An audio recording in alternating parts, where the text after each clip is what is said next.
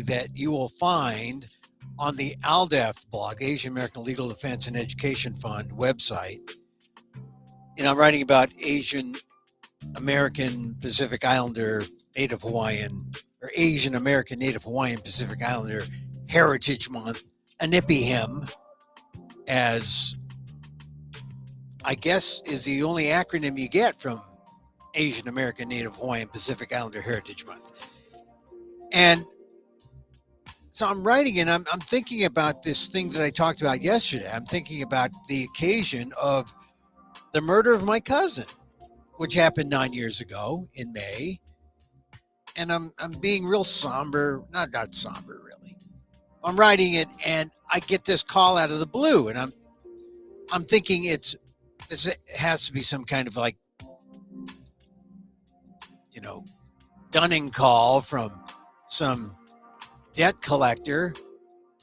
And he talked a little longer, and he said, "Who's it?" You know how you play the who's it game. You don't want to identify yourself because you don't want a recording of anything affirmative being used by. That's the kind of lack of trust we have now in communication. And it turns out to be an old friend I hadn't talked to in 50 years. Can you believe that? 50 years. I was a teenager and I was part of a group that went to Europe. And he during our conversation, he reminded me that it's been 50 years since he led a group of 10, 17-year-olds to Europe. This is my friend Eric, aka Ricky. He was just 4 years older. And he's wildly successful. He's calling me. He's in France, walking around with his wife. Thinks to call me early in the morning because it's like 9 hours different time-wise. It's in the afternoon in Paris. He says, "Hey, you know," because I was trying to get a hold of him when I was in New York. He lives in New York. And we reminisced about our group. And he said that group experience was like one of the 5 greatest things that he did in his life. And it was flattering to be part of that part of his life. But now, as I was talking, we were talking about what we were doing and, you know, reunions we were going to. He said, "Hey, we got a reunion coming up just between the 10 people who were part of our group. And we were trying to figure out, how do we get our contact information? We're going to do a reunion." This is one of the great things about being older, because you pick up, you don't know why you lost touch, but it happens. Life gets in the way. And then you pick up again. And I know that there are other relationships, other people I know, same thing's going to happen. But that was a positive thing today, because I was starting out on a kind of a, not necessarily morose way, but I was thinking about my cousin's murder. It was a murder. He was shot and killed. They had the killer. They let him go in San Francisco. And I talk about it in yesterday's show 514. Today, though, I give it some time. I think about it. And I titled the piece, "What I Think About," or what I think of when you say AANHPI Heritage Month. Because one of the things that my friend said, and I hadn't talked to him in 50 years, he said, "Wow, Emil, isn't it funny? You've devoted your life to the ethnic media and to writing about Asian Americans, and now it's caught up. Now people, it's a thing, it's a topic, it's a subject." I said, "Yeah, people are discovering it for the first time. Like, not like, where have you been, but like, hey, this is a new thing." No, it's an old thing. It's been happening in America since the 16th century. Believe it or not, the 16th century, that's when the first Asian Americans, or the first Filipinos, arrived in what would have been America, in California, 1587. 16th century, the first settlement of Filipinos didn't happen until the 1930s, for some reasons I go into in the show I do. Emil Amok, lost NPR host. But anyway, I write about this idea about AANHPI Heritage Month, what I think of. And, the key thing I like to point out is it's heritage, it's not history. Heritage is supposed to be fun. It's about culture and tradition, not necessarily about our history. But our history, is part of it. It's more ironic, it's more bittersweet. But there's a difference, right? Because history isn't inherited, though patterns remain that are hard to break. I mean, you want to break historical patterns. Otherwise, it is like, oh man, this has always happened to us. And it's like, that's why the history part is important, even though it's heritage that we're celebrating. Food, culture, dancing, the folk dances, the traditions that are passed on from generation to generation, from the home country to America. But keep in mind, it was history that was the reason that May was chosen as our month, since this is the day when the first Japanese immigrant to America came, May 7th, 1843, which would, of course, lead the way to a generation of Asian Americans who would later be incarcerated during World War II. That's the bittersweet part. May is also when the Golden Spike on May 10th, 1869, connected East and West within our borders and completed our country's transcontinental railroad. It was built on the backs of exploited Chinese immigrant labor. Once again, the ironic and the bittersweet. But here's the thing. You can change history. It's not inherited, right? Most of the time. I say most of the time because the patterns exist, right? Personally, May is the month I remember the murder of my cousin, Stephen Guillermo. I've talked about it. It's the 9th year. I've talked about it every year because I have to. It's a reminder. And because it deals with gun violence. And gun violence is an everyday thing in America. Stephen was just 26, about to graduate, when, after a night of drinking on the town, right, he returned to his family's modest apartment. I mean modest. 3 rooms at best for 4 people, 5 people on Mission Street in San Francisco. I mean, it's pricey real estate in San Francisco because it's an apartment for rent, but it's a step above tenement. He lived on the 5th floor, got off on the 3rd, took an elevator, right? It all looks the same early in the morning after a few drinks. And then he tried to enter the wrong apartment. All looks the same. He was shot and killed with a single bullet. The man who shot him turned himself in. Guy spent 3 nights in jail, and then SFPD and the district attorney let him go. They didn't want to prosecute because of California's version of stand your ground, which gives the right of self-defense to any home dweller with a gun who feels threatened by an intruder. That's the law. And 9 years ago, I tried to make the case that a reasonable man, especially the suspect, who was twice the size of my drunken cousin, would not have felt threatened by Stephen Guillermo. Therefore, the man should still be prosecuted for, at the very least, second-degree murder. But there was no political will to challenge California's stand-your-ground law. Authorities had the killer, but they didn't charge him. They let him go. And now another year has passed, 9 in all. And guess what? People are starting to notice how these wrong place shooting deaths happen more often than not. I mean, just last month in April, in less than a week, 7 people throughout the nation were shot, 1 fatally, all from being at the wrong place. And you'll remember, these were big national stories. The woman, Kaylin Gillis, 20, shot in rural New York when she entered the wrong driveway.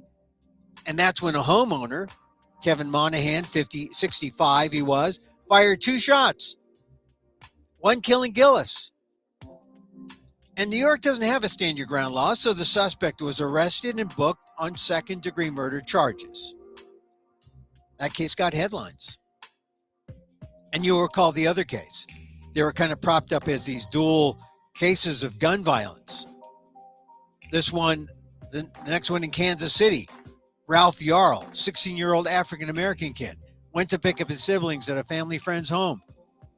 But he went to the wrong address. And that's where Andrew Lester, 84, white male, heard the doorbell, grabbed his gun, saw Yarl, thought he was attempting to break in.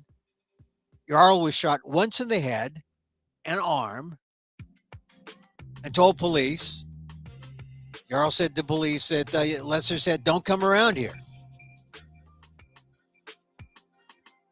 Lester, if he's expecting the castle doctrine, home is your castle, you have the right to shoot kind of defense, well, he was charged with first-degree assault. And Missouri has a stand your ground law. But no one was scared to take it on. An attorney from the Giffords Law Center to Prevent Gun Violence said, "The law doesn't allow someone to shoot first and answer questions later when someone innocently rings a doorbell. Or when someone innocently tries to go into his apartment, the wrong apartment, doesn't expect a gun pointing at him, shooting him, single bullet, dead." And despite my attempts in the media 9 years ago, there were no officials in San Francisco, liberal San Francisco, who wanted to challenge the California law for Stephan. I mean, 9 years later, gun violence is at such a fevered pitch, at such a level, that I think some people are willing to challenge stand your ground. Challenge, especially when innocents die, like a 16-year-old African-American kid or the 20-year-old, white female in New York. But here was my cousin Stephan, shot down in his apartment, or trying to get into his apartment, or a similar apartment, wrong floor, same building. To all the authorities in San Francisco, it was just a case involving an African-American apartment dweller shooting a young Filipino guy. And I mention it because, not because of race, I mention it because it was two poor people in America with more in common than not. Two poor people who weren't visible. We tried to make visible, try to heighten this case to where someone might do something about it, but it was a case that was meant to go cold and die. And really, when you mention AANHPI Heritage Month, I mean, this is what I think about. I think about this broader history of Asians in America. I think about the Chinese who were lynched throughout California in the 19th century when the move was on to try to exclude Chinese. I think about the Filipinos who are American nationals who came to America in large groups in the 20s and 30s, and they were beaten and lynched and shot in San Francisco and in Stockton and in Watsonville. So I think about my cousin's treatment and I say, that was nothing new.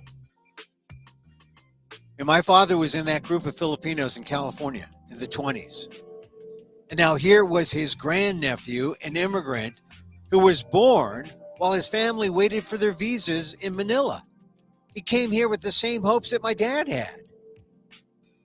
Stephan was about to graduate from college when he was shot and killed. It's really a modern version of our historical experience, our historical AANHPI experience. And it's a pattern that we try to remember and break all at the same time. You got to remember it and break it at the same time. Because we remember that it's not our heritage, it's our history. But with knowledge and understanding, maybe we could do something about it. At the very least, maybe we can learn how to move forward together. And that's what I think of every May when it's Asian American, Native, Hawaiian, Pacific Islander Heritage Month. I think of that. Welcome, everybody. It's Emil. It's Emil Guillermo. Emil, I'm up to you. This is my takeout, my takes on all things considerable. This is our show. We're here Monday through Friday talking about stuff I read in the news, talking about stuff that impacts me and you. You don't have to be Asian American. I bring on my friend on Fridays, Professor Daniel Phil Gonzalez, who is College of Ethnic Studies, San Francisco State University, Asian American Studies, Filipino American Studies, Emeritus, Professor Emeritus. I bring him on because he knows what I was going through 9 years ago with the Stephen case. Hi, Professor Dan. There's a sound check first and foremost. Am I okay now? You're fine. So, Okay. so how are you? A little squeaky there, but Yeah, I'm sorry. welcome to the Just show. moving the mic away. It needs a little Teflon, I guess. No, you're good. Anyway, You're yeah, good. you're bringing back a lot of sad memories about Stefan. Yeah. Uh, Well, it's sad because there was no political will to do anything 9 years ago. And now I think there's a little bit where they're willing to challenge shooters who make these egregious mistakes that include taking the life of innocent people. well, what was particularly sad about Stefan's case is that this is not a stand your ground state. Well, It, it's not. It's not a stand your ground state, but it is the principle of stand your ground exactly. is used in. From a strictly legal point of view, there's no law that declares stand your ground as the standard in California. But it was Stefan's situation was adjudged, and not even adjudged. Uh, it was decided that the case would not go forward against this gentleman, even for uh, you know, Manslaughter, second yeah, degree assault. manslaughter, even the lowest form of manslaughter. Yeah. It would not go forward as a homicide. See, you make a good point. I compare it to stand your ground cases, you know, back then and even now, only because the law in California, I think it's Penal Code 181. It essentially is stand your ground without being stand your ground. Yes, It gives people the right to shoot to kill under very basic interpretation. If one feels threatened, one is allowed by this law to shoot to kill. And because of that, it really decides whether prosecutors go forward and go after anybody. They don't go after anyone if they have the feeling that, oh, we're going to lose this case. Here's California Penal Code 181. We don't have a chance. And that's really what you're up against in California. Had he been shot somewhere else, maybe. Or actually, all he needed was someone who had the political gumption to say, this isn't right. And I think it's very astute of you to point out that it wasn't a stand your ground case, and yet it's sort of like a veiled stand your ground. exactly. Yeah, It shows you what the standard was, even in the hated, from a perspective of many gun enthusiasts. I'm not going to say owners, but enthusiasts yeah, and citers of the habitual citers of the Second Amendment in its broadest possible interpretation. Right. yeah, That's a good thing, and that's we've had this conversation before in various forms, yeah, and one of the most recent ones was where I stated that at the root of all of this is the willingness of people to commit violence, yeah, and that has increased disproportionately over the last less than a decade, and a lot of it is because of the Trump effect, if you want to call it that. Uh, a lot of people who had these inclinations found the environment much more permissive. yeah. I mean that is the thing. it's almost, it goes beyond the gun. You got to Yes, go beyond the gun and think about the impulse to violence, the, you know, the compulsion to see violence as the solution. yeah, yeah. It's And you I go, don't even know if it's seen as a solution because in many of these cases, the resort to violence is instantaneous. right. So rather than looking at things from a murder one, first degree murder perspective with malice aforethought, from the legal standard, um, these things were at most second degree murder, and for the most part, challengeable is the highest level of manslaughter, perhaps. And Yeah, that's what makes it even worse because it means that the penalties are much lower. You know, yeah. Well, I was just surprised that, here's the thing: people don't may not understand that just because a crime is committed doesn't mean uh, the the DA is going to prosecute. that's They'll right. prosecute if they have the facts. It's if it what they want is a slam dunk case. They want an open and shut case. It's crystal clear that will get them votes and get them reelected because ultimately it is political. It's all political. And And it's not only so that they can preserve their position; it's so that they can preserve the possibility of moving upscale in yeah, terms of their political status and run for higher office. well, look at the DA who refused to prosecute in San Francisco, George Gascon, who I talked to at one point a few years after my cousin, and he said, "Look, your cousin's one guy. Like he really was looking for votes. He really was looking to make an impact that would impact the broadest number of potential voters out there for him." And then he essentially gets run out of town, and now he's the DA in Los Angeles, where Right. I don't know if he's doing well there. It's kind of mixed, but Yeah, it is mixed. yeah, it's like he didn't really. I don't know. It's a job to him. That's good. Was he competent? I don't think he was, but I I wish that someone had the courage to look at the law and say, "Hey, there's something wrong when innocent people die, at the hands of an unreasonable use of violence." Not that Right. there's any reasonable use of violence, but that's what the law tries to do, saying, "Hey, it's reasonable to use violence if you feel threatened." Well, maybe not.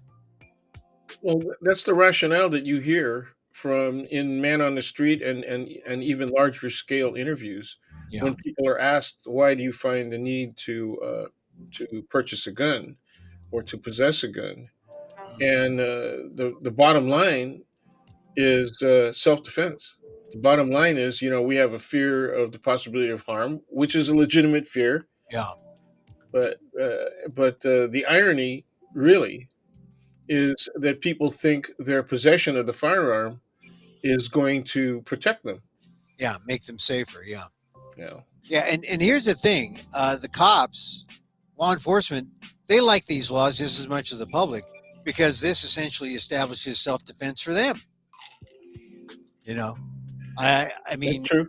when they Well, fire, when they fire, and they're questioned, this is all part of the same mindset that if one is threatened, you have a right to fire, a right to use your arms, and there's the reasonable person.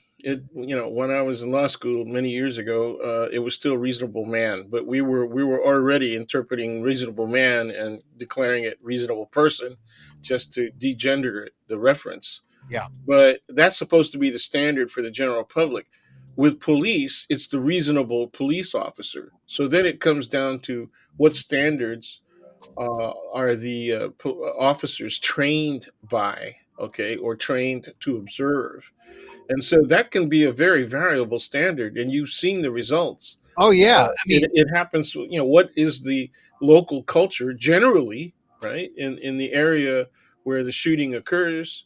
And then, secondly, what's the police culture, yeah. which may differ it may differ on the local basis from precinct to precinct, quite literally. Well, we saw how different it was in Memphis. We saw how different we know how different it is just in the Bay Area, Oakland, San Francisco, Antioch. I mean, Yeah. so well, this is the problem. You need leadership. You need political will, and the only way you can change that is if you use the media. Unfortunately, let people know the story and get people to understand what's going on. I don't know if those people, if the situations currently in the one that happened in Kansas City with Ralph Yarl, the African American kid, or with the New York, upstate New York woman, the 20-year-old who got shot. I don't know if those cases would have, ended up with an arrest and, looks like there's going to be a prosecution. I don't know if that would have happened if there wasn't the kind of national, play of these stories that made people see it and then and feel for the victims. The Ralph Yarl in Kansas City, the young woman up in New York who died because they showed up in the wrong place. I remember when Stefan, when during his the news cycle that included his death, one of the headlines was "Man gets off on wrong floor, shot." That was one of the headlines. So, I mean, I'm glad that the people in the two aforementioned cases in Kansas City and New York, that there's going to be some accountability.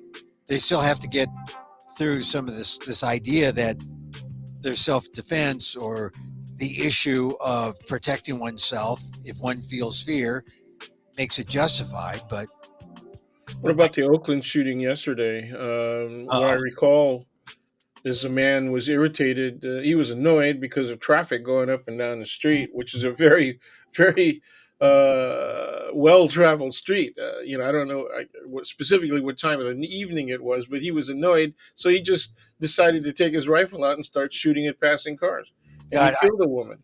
I miss that story. I was just too involved in writing my column. I miss that story. But isn't that the case that sometimes,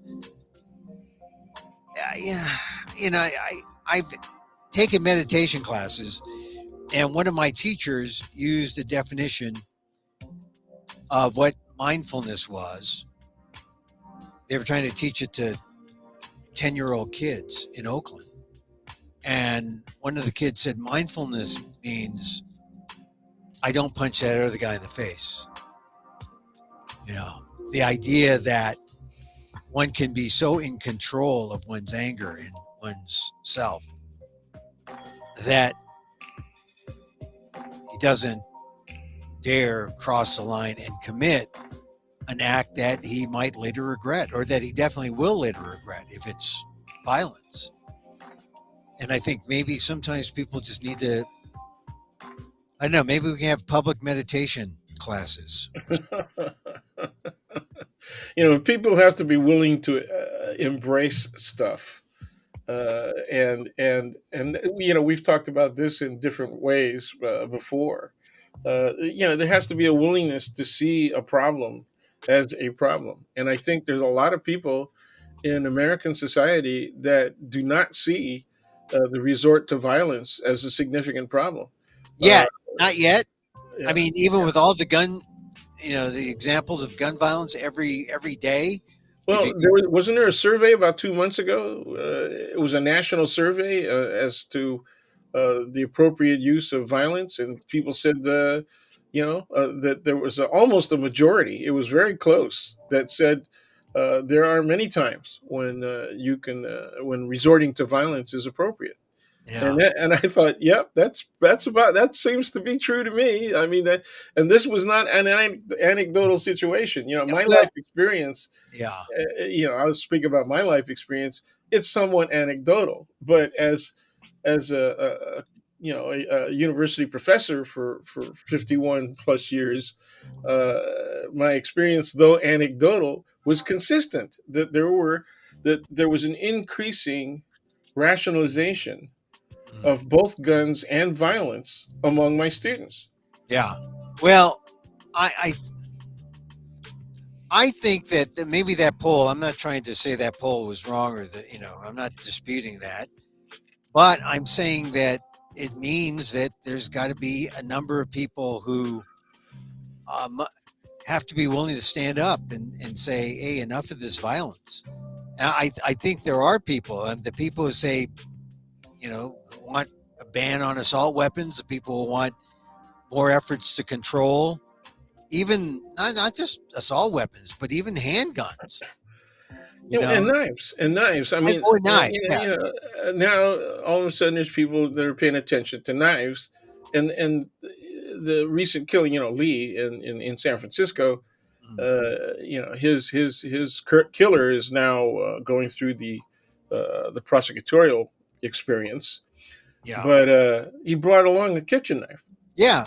Well, it was that was a kitchen knife. That wasn't like one of the fancy dancy. No, Uh, it wasn't a combat oriented knife. It wasn't a folding sprung assisted yeah, knife, and it wasn't even an emergency if you got to cut your seatbelt yeah, knife. Okay, yeah, it was yeah. just a kitchen knife, and that shows premeditation. I think that's indicative of premeditation. So this Or guy is. he, or the guy wanted to eat a steak. Or Oh God, that's let's go Emil. to the That's steakhouse. awful, man. I Let's go to don't the know. steakhouse. I mean, that's not declaring violence legitimate activity, but it's Well, it's just why would you have a steak knife? You're right, it's a very dark. It's a very very dark humor. unless you want to have a steak. Hey, Yeah, so Dan, this and being and and and the serrated blade is a more efficient knife for yeah, cutting steak. So that is this guy brought a kitchen knife. So.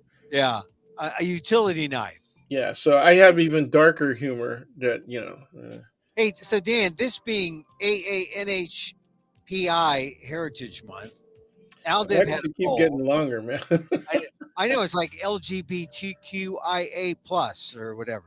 Right. Uh, the uh, the Aldiv did an exit poll during the midterms, and they released some findings yesterday. Some more. They had a little presentation about. I wanted to talk about two questions they asked related to violence. They asked people at the midterms, 15 states, heavily Asian American, right? So it's not necessarily a national poll, although the 15 states are national Asian American sections. They asked these people in the past 2 years, for about almost 6,000 respondents. In the past 2 years, so it's a legitimate poll. In the past 2 years, were you a victim of anti-Asian harassment or violence? What do you think? How many people said yes, and how many people said no? Yeah, I haven't seen it, so I can't cheat. No. So I'm just seeing if you Yeah, want yeah. I would say probably 40% said, that yeah they knew somebody. oh, not that they knew someone. It says, were you a victim Oh, of oh, it? okay. Probably under 30%, certainly. Yeah. Well, you're right. 22% said yes, Right, right. I'm a victim, and 78% said no. And, those numbers they change based on how you ask it and who Exactly. asked. Yeah. I mean, like the way you answered it, you thought, have you or do you know someone? Hmm. Some people phrase it that way to, like, I guess, to boost the number. Which is the way I would phrase it. Yeah. Well, this was just, were you a victim of in the past 2 years? Were you a victim of anti-Asian harassment or violence? Only 22% said yes. It's underreported, but or it's the number they said. But my point, I mean, you could say, oh, 78% said no, they weren't, but only 22%. You said that's got to be positive. But the way I interpret that number is 22% actually felt the the attack or the harassment or violence, but the perp was going for all of us, right? right, The perp, or all or any, yeah, and the perp wasn't just going for that person. right, The perp was intended, or was intending to go for all of us, and that way, maybe the wording here wasn't that great. Oh yeah, only 22% say they were victims, but that 100% of Asian Americans were affected because 100 the man would have, or the person, the perp would have gone after all of us. He saw all of us, and not just right. one. So anyway, that's one. Now here's another one. In the past 2 years, were you a victim of anti-Asian harassment or violence? And it was by gender. And what do you think? What do you think the answer was by gender? Mostly men, mostly women. Right. I think it's going to be harassment, and it's going to be women. And what are we talking a percentage here again? Yeah, yeah, yeah. What do you think? And the break is on gender. Yeah. Okay, I would say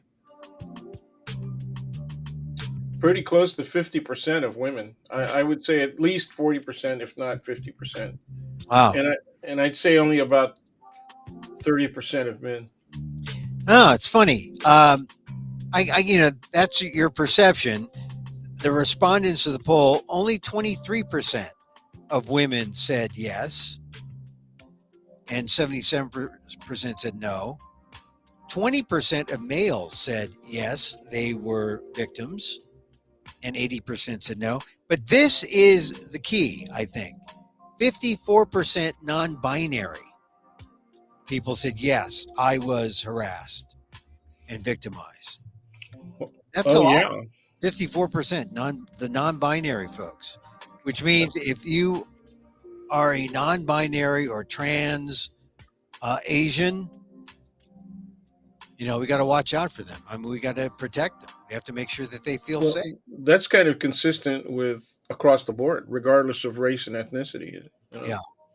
Yeah. I mean, that really struck me.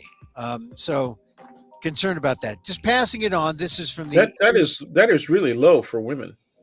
yeah, I know, I, because I, I usually, think that's a recognition problem. I think some people, because the key word for me was not only violence, or it was harassment, yeah. and Well, and I think a lot of women don't realize that something is offensive and the equivalent of harassment. yeah. Well, keep in mind, this is, they went to 15 states, and the states were east to west: Texas, Florida, Nevada, California, Michigan. Let's see what other states: Virginia, Pennsylvania, New York, um, Massachusetts, Georgia. So key states, and they surveyed 5,476, 5,476 during the midterm, and on an exit poll. And so I think it's, in terms of polling, it super targets Asians in language, so you're going to get an Asian American opinion. Uh, I think it's worth more than some of the generalized polls where the sampling size of Asian Americans are so low, and you can't really get a sense of what Asian Americans think at all. So, uh, two more things I want to bring up: party enrollment. We know that Asian Americans are about, well, in this poll, it was 53% Democrat, 19% Republican, and 24% not enrolled or independent, which I think is pretty consistent. There's a lot of independent folks out there. Why do you suppose? I mean, this is, we've been seeing this consistently, but I think maybe now in our polarized world, we have some people stepping back saying, I'm not going to go with either, or what? What do you think's happening? For the most part, uh, the independents, I think, are more thoughtful, um, across on given issues and candidates across party lines. In other words, it's not so much that they are unsatisfied with the particular policies and positions of either or both parties, as much as it is that they would rather take an independent and more analytical point of view. I've found that to be true of a lot of independents. Yeah, Some, on the other hand, are completely dissatisfied with both parties. yeah, They're critical, and there's legitimate reasons for that. yeah, In many instances, the criticisms that each of the major parties, the two major parties, have of each other are legitimate. In other words, Republican criticisms of Democrats and their policies have some level of legitimacy, and the same is true in the opposite direction. yeah. Now, if we can say that that's basic, right? That is factual position, that those criticisms are legitimate and mutually mutually legitimate, right? Then you can understand why a lot of people would choose to be independents. And I really like the fact that so many people are independent, and I think it serves as a checking mechanism Yeah. against both parties, or against the possibility of extremism in both parties. And I think many of the recent declarants as independent, right, had left the Republican Party, not the Democratic Party. Right. Well, so Dan, does this mean that AAPI, the I in AAPI means independent? Because I think that's where it seems where we're heading, and while that's good, and, you force everyone to court us. It also, if you're not going to be loyal, it makes it easier to ignore us in some ways. Right. Yeah, that's kind of true. I I mean, mean, it's unfortunate. I yeah, think, yeah, yeah, we become then another portion of our population that is kind of isolated from recognition, right? yeah. Because we've, yeah, It yeah, yeah, seems like maybe they would be forced to court us because we're up for grabs. But sometimes up for grabs is okay. You go where you want. We don't care about you. You're so small anyway. right. That's right. Because we're only 23 million. We have power in coalition, and if we're not in coalition, then we have no power. So where's the Well, coalition?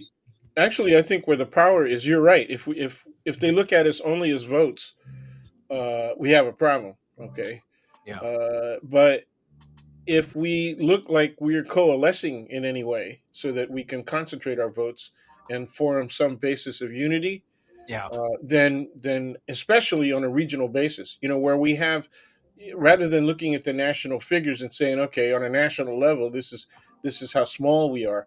You got to look at where we're concentrated, and right. we're concentrated in some very important states.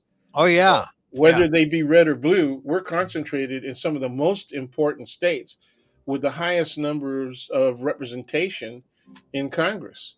yeah, So the local politics, right, down to the level of the House of Representatives, and then the statewide politics, about the legislatures and the way that they're built.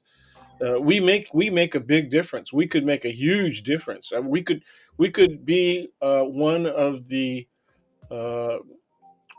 groups at the center, right, of this change that's occurring, not only demographically but politically in red states, that would, if not end, it would certainly diminish the Republican stronghold, right, within the state legislatures.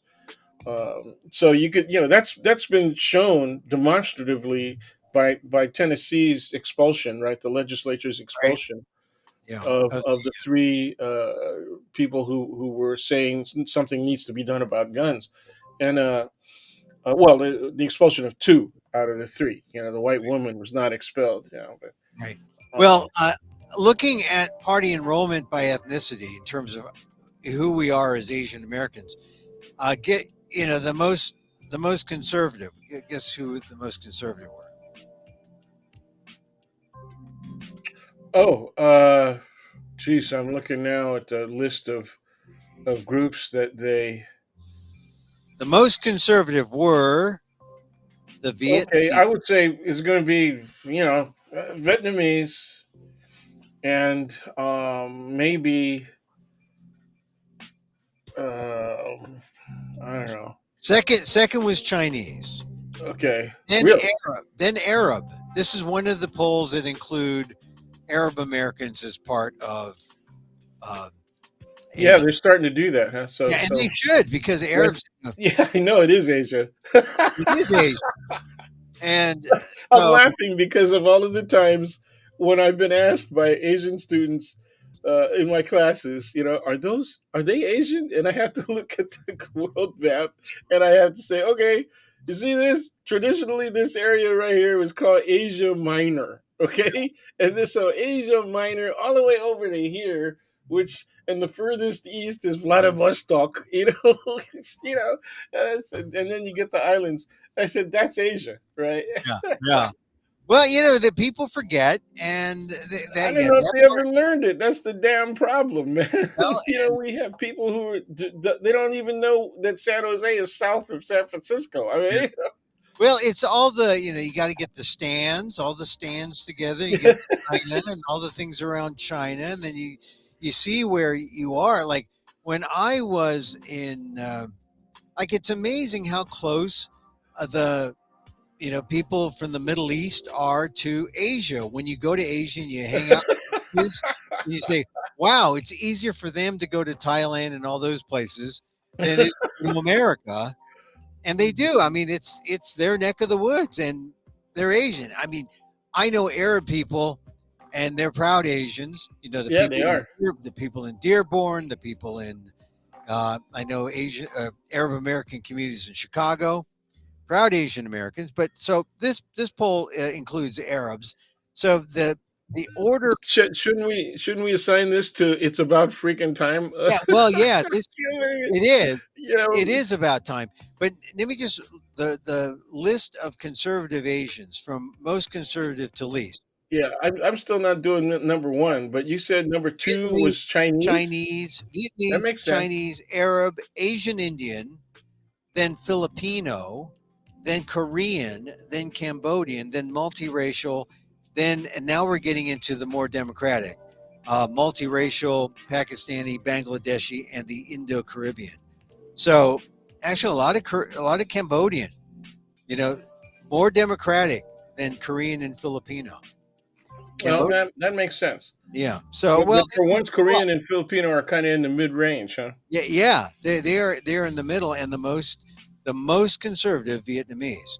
All right, one other thing that I Oh, want to you talk mean about. so I was right on number one? Yeah, What I said. Vietnamese. Yeah. Yeah, All right. you got to lead with that, man. When I'm right, okay, please. Okay. Yeah. Yeah. So here, do you approve of Joe Biden? Do you Oh approve or boy. disapprove of the job Joe Biden is doing as president by ethnicity? Who do you think loves him more? Oh man. Might be the Asian Indians. No, no, it's Cambodians first. Wow. They love him a lot. Uh, Wow. yeah, strongly approve. They are at, according to this exit poll, 63%. Ooh, that's high. Yeah. It is high. And then Bangladeshis are next at 62%. Multiracial. Well, you got two swings, got two bites of the apple. Multiracial. They're next at 58. Then Filipino are pretty high up there at 55%. Asian Indian, they're next with all their money. They're at 55. Actually, they're tied with the Philippines. No, no, no. Sorry, 54. The Filipinos inch out the Asian Indians. Then the Indo-Caribbean. Then the Korean, and then it dips below 50 at Pakistani, and then the lowest approval ratings are Pakistani, Chinese, Arab, and then Vietnamese. Okay. So that's I just want to incorporate. I like to read off the ethnicity things because it shows that hey, Asian Americans, when they say we're not a monolith, we are not a monolith. And when it comes to do we approve of Joe Biden, there you got a good cross section of the kind of Asian Americans who are for Biden and against Biden. Sure. So I think what we need, and I'm talking to my colleagues in the universities, is we need more depth of data gathering and analysis for each of the ethnic groups. Oh yeah. I don't think we have enough of that. And one of the reasons is I think it's difficult to get funding for it. So that you have to do it on a local basis.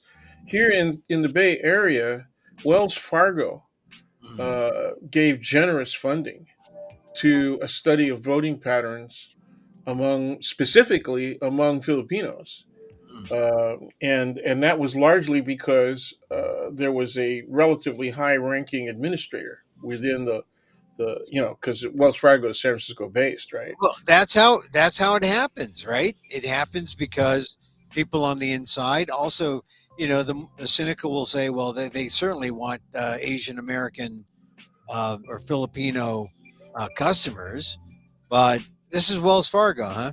Yeah, this is several years ago. Yeah. It Well, was in they still have a bad reputation, Wells Fargo, but yeah, yeah. but still, I mean, I'm sure this is part of their rehabilitation to try to reach out. It's important, but to your point, it's a lot of money to try to put together this data. Exactly. It's And difficult to get funding, so the only thing you can do is do small surveys. well, this was funded by, um, you know, by let's see who's funding They're this. usually so very the southern. So what? Now this was funded by the co-sponsors. It's a bunch of local groups and and volunteers and schools. It doesn't have a big sponsor, but I know that they got money from big sponsors. Well, it used to be. I mean, when they first did the big ones for 2016 and 2020, SPLC Southern Poverty Law Center No, was the co-sponsor. they weren't big on this one, but it was among the spon. I don't know if this was money as well as people help, but big law firms were among the sponsors. Well, that Yeah, makes sense. yeah, and Yeah, because there's more. That makes sense because there's yeah, a lot more Asian Americans who are joining the big firms. yeah. So anyway, this is the ALDEF Asian American vote. They gave a special presentation of the midterm vote, their exit poll yesterday. If you want to go check it out on the ALDEF website, Asian American Legal Defense and Education Fund at ALDEF, AALDEF.org. Okay, a couple other things in the time remaining. Uh, Boy, so, we got a lot of stuff though, man. yeah, I know. Yeah, well, tell me. We'll just do some highlights on. More, is there what more is there on guns? Are they going to? Is Congress going to do something on guns? Not real quick. I think it's going to be up to the 2024 election.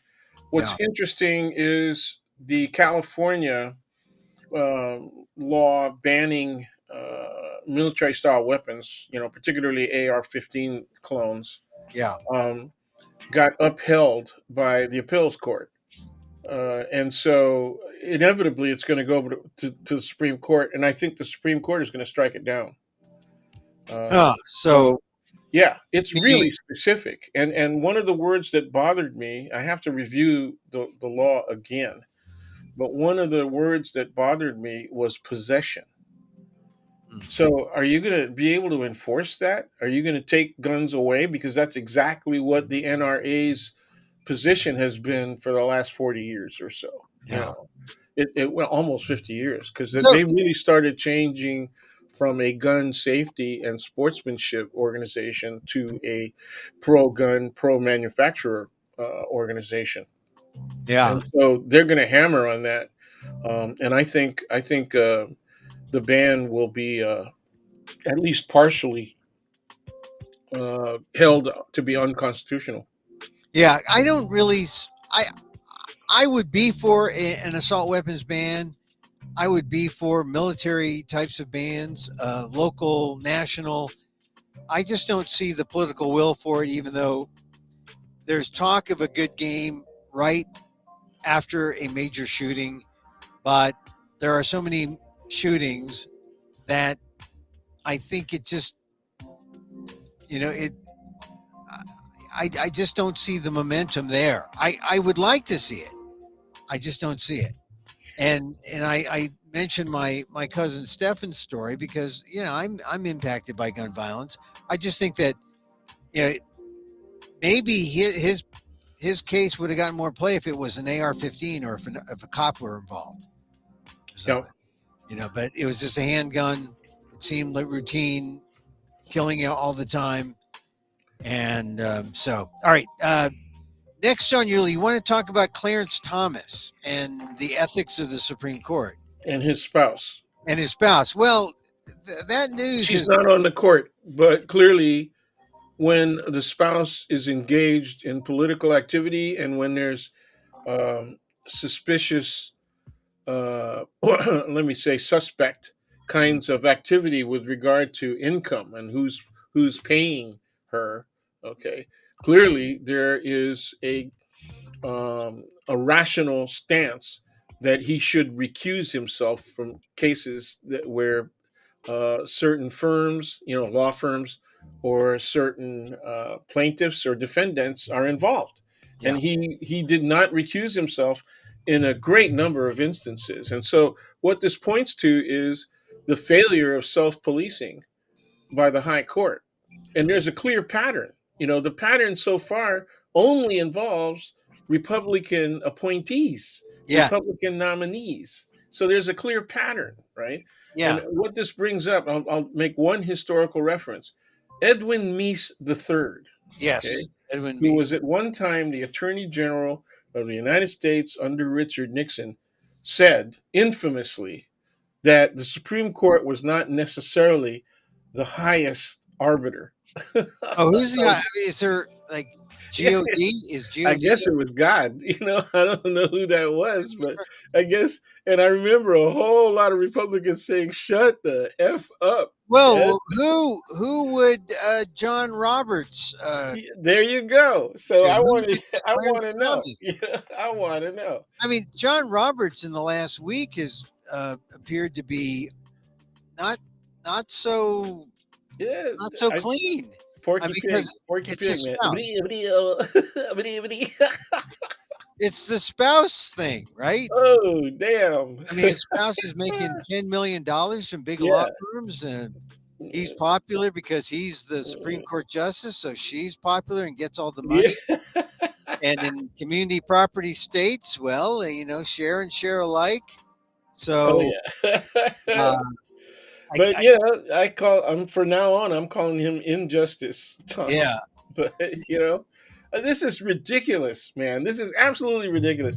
Now, about 2 years ago, I reminded when I was still using Twitter, I said, the only thing that's been effective against judges is impeachment. The one group of government elected and appointed officials that has actually, on a national level, been subjected to successful impeachment and removal, right, or threat of removal, was judges. yeah. And I got scolded from by some of my colleagues, who were practicing attorneys. Said, "Yeah, but that's so rare." Blah blah blah blah blah. Rose Bird, Yes. Well, they weren't California. impeached though. They were voted out. The Yeah, the trio, right? The yeah, first Mexican American Latino justice, Wiley Manuel, right? Groden, Justice Groden, who was, by the way, a former faculty member at Hastings, now UC Law, San Francisco. yeah, They dropped Hastings reference because yeah. they discovered that he Oh, he was had a bad past. responsible for wiping out whole populations of Native Americans. Well, Yeah. he didn't realize that he was being a white supremacist. No, no, no, no. There's the people who say, look, it's really wrong for progressives and the woke culture to judge people from the past by contemporary standards, right? Oh yeah, yeah, Okay. So they use that all the time. So Hastings should not be judged, okay, by contemporary standards, but by the fact that people, First Nation people, were inhumane. That they were not human. So why would we be responsible for treating them as though they're human when the rampant we belief that didn't. they were Yeah, savages? we didn't think they were human back then. So of That's right. course we They're did the right. savages. It was Okay. it was appropriate racism. It's right. So you can't judge them by anti-racist standards. You got to judge them by the racism of the time. The historical racism. We That's right. we we can't. That's You right. go back and say, look, we didn't know the world was round when we thought the world was flat. So you can't judge us by thinking, oh, what a dummy. He thought there was the edge of the world right there, so he never went past San Francisco. It ended right there, the Pacific Ocean. Oh, One of the most ridiculous rationales for yeah, cases against Asian Americans was People versus Hall, an 1850 case, a California case, and the reason I laughed at it, and I still laugh at it now, is because the Supreme Court of California went through this rationale that said, well, there's not specific law that equates Chinese with black, so we can't exclude them on the basis of race, because of our position on black people, yeah, and or Negroes is what they used at the time, and we can't use it, but we can use it in terms of our treatment of Indians, and they said because Indians in the United States are really native populations, but the term Indian, which was more properly used to describe Asian Indians from Asia, right. it makes it a reference in indirect reference to Asians, and Chinese are Asians. So we Oh, can exclude them and say they cannot be plaintiffs, oh and yeah. yeah, they cannot be witnesses. There's a variation of that that was used in the Dow case. Remember Yes, that? well, It- similar period. It was right. Dow was a little bit earlier. Yes. And that was used to justify the Dred Scott Yep. because Dow was a Filipino. Filipino seaman who uh, the only witnesses were against him were people of color, and they couldn't have people of color. They weren't legitimate witnesses. Yeah. Yeah, because yeah, because you can't testify against a white person. Yeah, yeah, but I still got students at the end of the semester that said this is not a racist society in all caps, Yeah, like they're doing Twitter, yeah. Oh my That's God. I well, was okay. so glad. I was so glad to fully retire, dude. Yeah. Well, no, look, You now know? you just get to do this fun things with your friends on Friday. All right, couple other things. All right, now any AAPI month You know what we ought to do? We observation? ought to actually ring that gong. When it's something What? that's really gross, we gotta, that deserves a triple gong bang, man. That's it. There you go. Yeah, we ought to do that. I think Well, that would be really I don't cool. have a gong. I have one of these.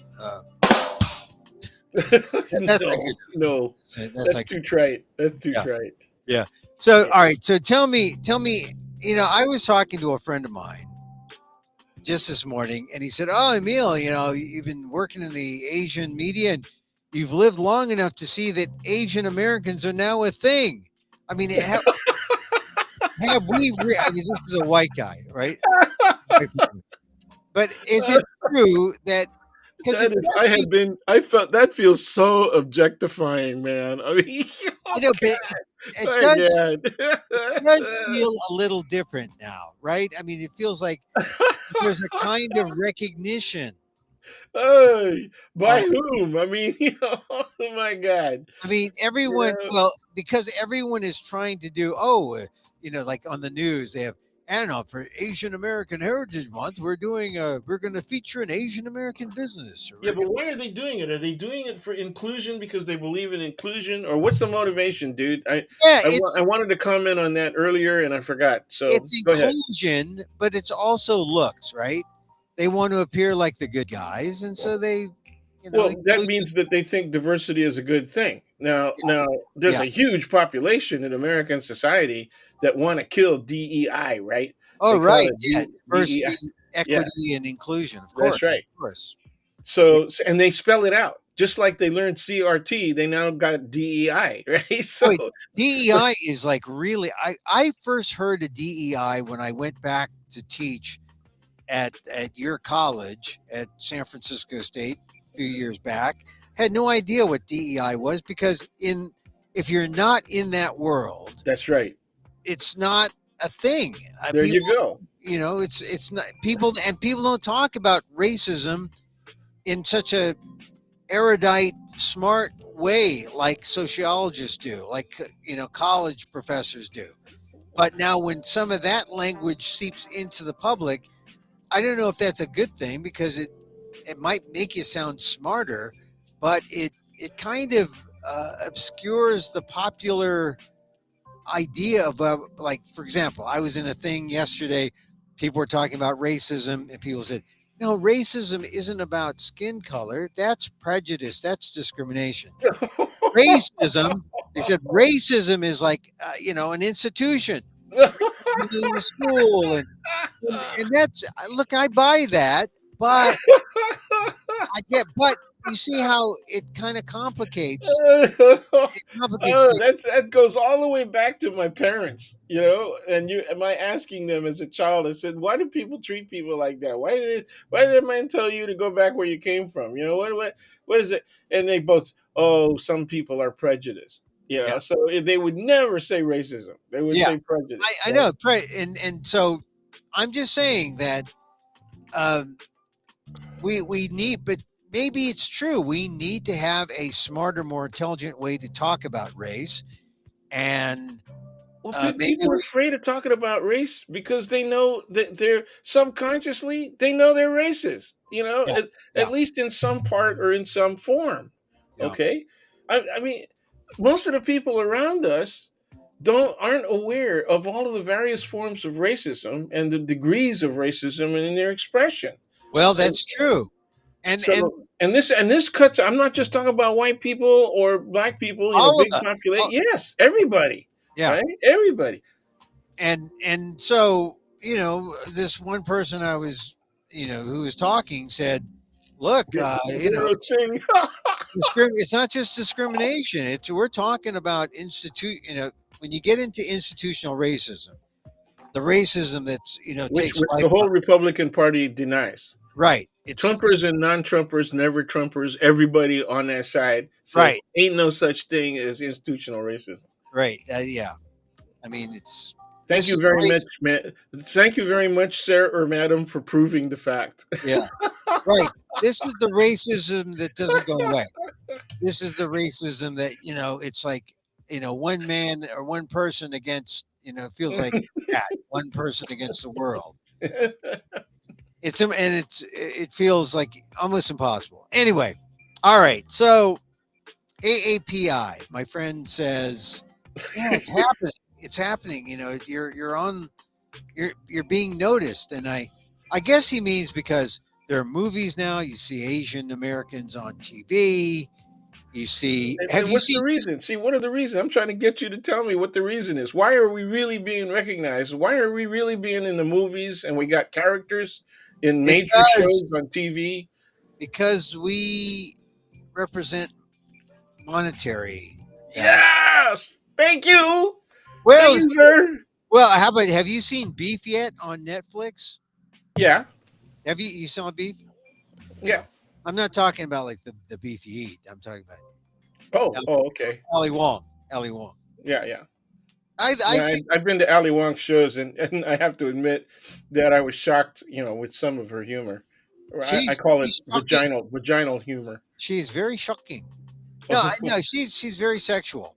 Um, and if you're a gun lover, she does Right. something Right. with a gun. Right. Right. Right. Anyway, I I think that as our numbers grow, we become discovered, and as more of us get into areas that we traditionally aren't in, we get noticed. We It's already still been there. We've already been there. it's still For, it's still for more than 20, 30 years, there have been Asians of all variety at the top, at yeah, the top yeah, of the professions that people in American society hold in high esteem, yeah, extremely high esteem, yeah, right? and Particularly in the medical field, right? yeah, Early on, right from the beginning, and in most of the hard sciences. And by And hard sciences, I mean the physical sciences. You know. right, and so we're just getting noticed, I Yeah, think. I yeah. mean, But it's funny. let's It's tell that to Wen Ho Lee. I mean, yeah, he got hella noticed, yeah. and Well, so yeah. did all of the other people that got burned or were threatened with getting their, losing their jobs at Livermore Labs, right? Because Well, I know my friend wouldn't consider himself racist, but I know that he was much more aware. At the very least, we'll well, just that's a good thing. yeah. Yeah. At the very least, he's more aware of us, which means it'll be harder to ignore us. It'll be harder to discriminate against us. And I guess that's one of the points about AANHPIHM Heritage Month that hey, we're here, notice us, and and Yeah, there's I don't. 31 Yeah, days. I'm going to differ with you on this. I don't think that it would make it harder for people to discriminate against us, for the same reasons that I don't think it's made it any harder for people to discriminate against African Americans Oh, or wait a Native minute. I Americans. said it'd make it harder to not. I said it would make it. I said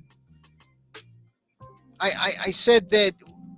Oh yeah, I guess I'm saying I'm saying harder to discriminate because we're there. You're all right. So you're saying Dude, LeBron was saying this a lot yeah, yeah, last night, and that's roll back that tape, man. yeah. Protest that sucker.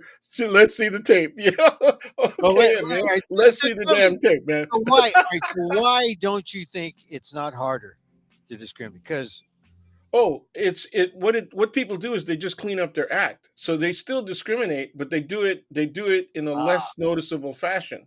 So ah it's what is seen, right? In the public eye. So you're right. I agree with you completely that one of the reasons we're being noticed now is because we got money. All of a sudden people are looking at spending patterns and saying, "Holy shit." I yeah remember the first time I saw a Mercedes-Benz commercial, completely a whole series. I mean, they put out a little mini magazine, man, coming out of New York, right? And it featured nothing but Asian Americans yeah in this whole little mini magazine, and they were selling the highest priced Benzes, the customized AMGs, man. And I said, well, guess who got money? yeah. Well, That's I get that. I get that. So we'll see what happens. I mean, because they know they know we're here, and they cater to the crowd, but I guess it's not just the people at the top they have to notice. They have to notice the whole damn thing, right? sure. So, All of it, so top to we bottom. started out. We started out with Joy Luck Club, and everybody said, "Wow, man, there's box office there, Yeah, right?" You know, yeah, and Wayne Wang had been doing other films before that, yeah, yeah, yeah. but and then friends of mine, colleagues, had written comedic screenplays for half hour comedies, and that didn't get produced, and then we got some stuff with what's her name, the Korean American Oh, comedian, Margaret Cho, Margaret Cho. yeah, Miss Cho, who I didn't think was that funny, but a lot It's, of my friends who were professional comedians thought she was funnier than hell.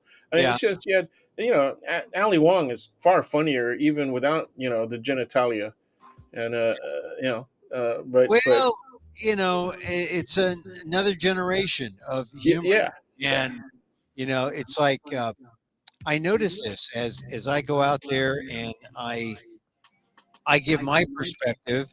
My perspective very different from someone who you know is 30 years younger. well, and also there's a difference in images now. Yeah, Okay, the image. So we got Margaret Cho, and we got Mr. T and Tina even before that, and there's a certain kind of racialized perspective in each of those. And so if you want to cite Margaret Cho and say that, well, All American Girl was an improvement over Mr. T and Tina, where he was just servile, right? uh, and that the kung fu movies and all that stuff were the more modern ones, post Bruce Lee, were an improvement over the earlier stuff that where the Asians were always wimpy and wouldn't fight unless the ratio was 10-1, that kind of stuff. Hmm. So yeah, there's been improvement along the line, but there are now also adventure films that show Asians being we're talking American produced and sometimes European or British produced, where Asians are heroes. They're actually frontline heroes, and there's women who, Priyanka, right? Yeah. She gets to kick some fanny. Even before she got married to one of the Jonases, Yeah. right? Well, she knows how to marry up for up. So you know, Uh, there was a I thought he was marrying up, but that's okay. You want to say that? I mean, well, there was a I'll text woman. Priyanka as soon as we're done, man. Yeah, I'll say when this I is what was Emil said, man. What do you think? yeah when I was in television, there was one makeup girl who said she said to me, and she was Asian, and I was single. She said, Emil, you got to get yourself a soap opera star or something. Yeah, what are you doing messing around with these normal people? You got to get a soap opera star and go down to Hollywood. So I did. Well, I'm gonna tell you, don't don't make me recall stuff, but that's what I was saying about a lot of Asian women. I mean, you Yeah. know, Well, all I right, all mean, right. hanging out in clubs. When you go, you put in Asian American women and just wait for the images to come up. It's like, oh God, my All right, God. all right, all right, all right. All right, let's switching topics. I actually we're winding down. I want to talk about the Warriors now Okay. because they blew out the Lakers, and I I really felt I almost felt as good as I did back in 1975 when I was in the Lampoon building at there in Cambridge. The Lampoon building, owned by the students, owned by the organization, the Humor Magazine, oldest in the nation. Yeah, it's a neat building. Yeah, it's a castle and it's undergoing improvements. And this weekend, they're having a big to do trying to raise money to, I think it's like millions of dollars to fix it. Unfortunately, there are alums on the Lampoon who have Shit, enough a lot money to of pay. SNL people. Yeah.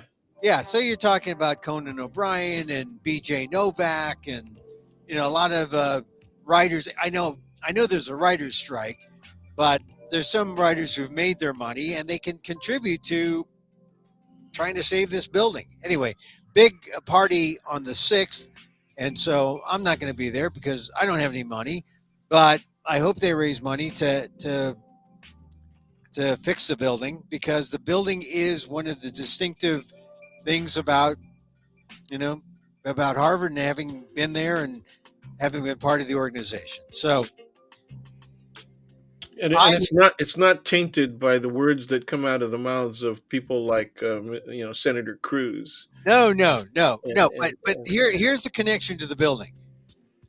One summer, 1975, I was ready to go back points west, but before I did, the Warriors were playing on TV against the Washington Bullets, and it was a championship, a 4-game sweep.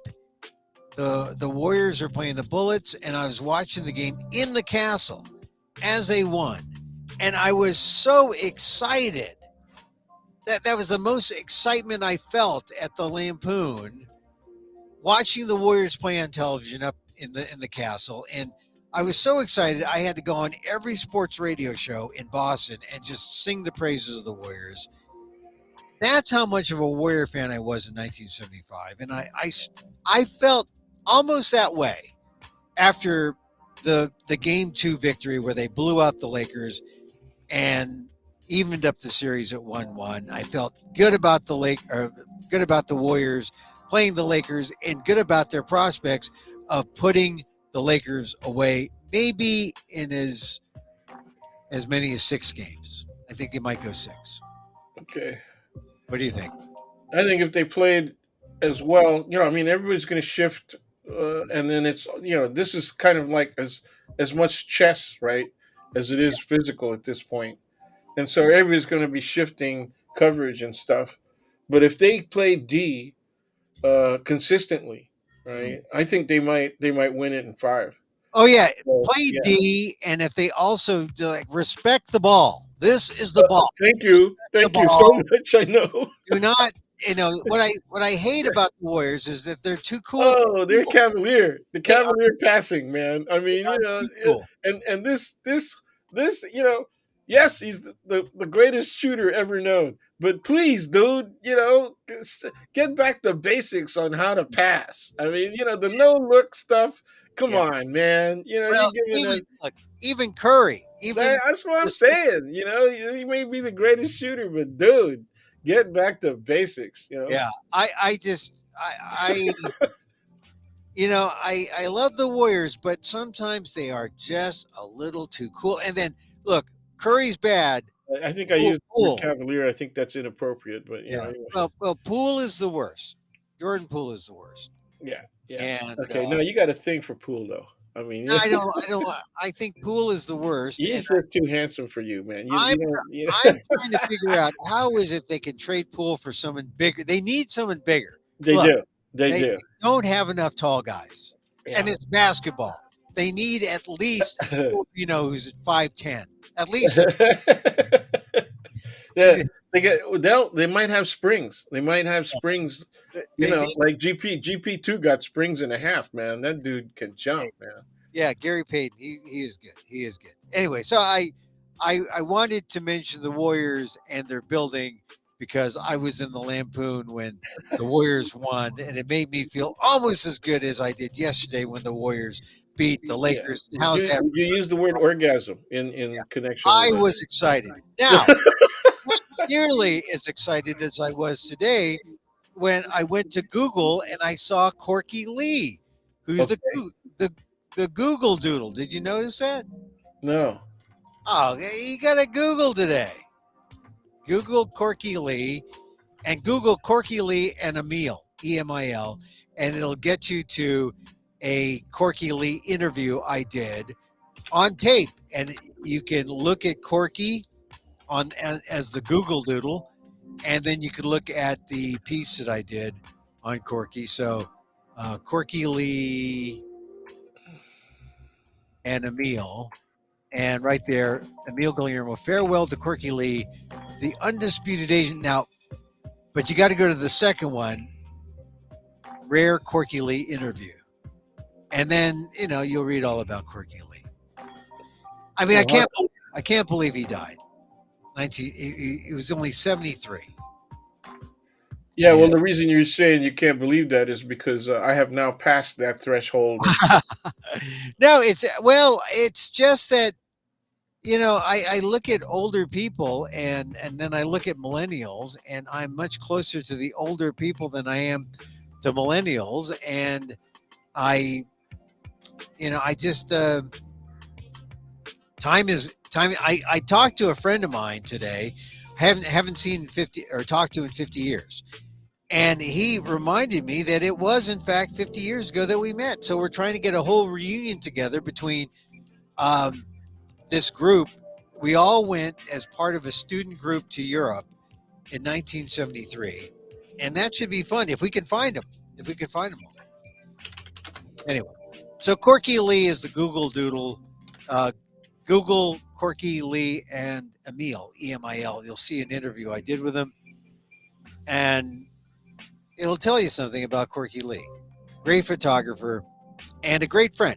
It would push me to do things. Emil, I'll do this. Okay, all right, Corky, all right. All right. So Dan, that's it. That's it. I got to go. Okay. And so look, I'll talk to you off camera. Thank you very much for being here, and happy Cinco de Mayo.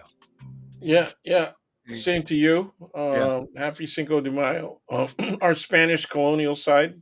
Oh yeah. Of Oh, course. the one Yeah. that we that we despise, that Spanish colonials.